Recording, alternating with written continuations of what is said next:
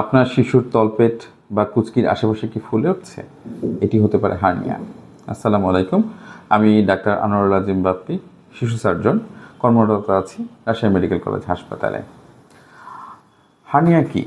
আপনার শিশুর তলপেট অথবা কুচকির আশেপাশে যদি কোনো ফোলা থাকে এবং সেই ফোলাটা ছোট বড় হয়, তাহলে আমরা ধরে নিতে পারি যে আপনার শিশু হার্নিয়ায় আক্রান্ত। কেন হয়?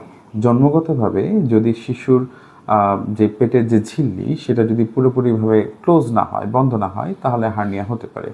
এতে পেটের অভ্যন্তরীণ যে অন্ত্র অথবা অন্য কোনো অংশ সাধারণত দেখা যায় চামড়ার নিচে ফুলে ওঠে। লক্ষণ কি?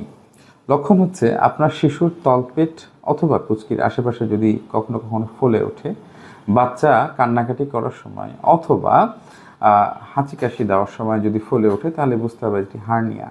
সাথে আরও যে জিনিসগুলো থাকতে পারে সেটা হচ্ছে যে এই ফোলাটা কখনো কখনো একদম নাই হয়ে যাবে, আবার ফোলাটা খুব বড় হয়ে গেলে বাচ্চা ব্যথায় কান্নাকাটি করতে পারে।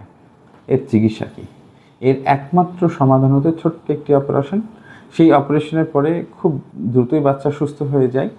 তাই আপনার বাচ্চার যদি এই ধরনের কোনো সমস্যা আপনি দেখে থাকেন, তবে দ্রুত একজন শিশু সার্জারি বিশেষজ্ঞের পরামর্শ নিন এবং আপনার বাচ্চার সুস্থতা নিশ্চিত করুন। সকলকে আন্তরিক ধন্যবাদ। আসসালামু আলাইকুম।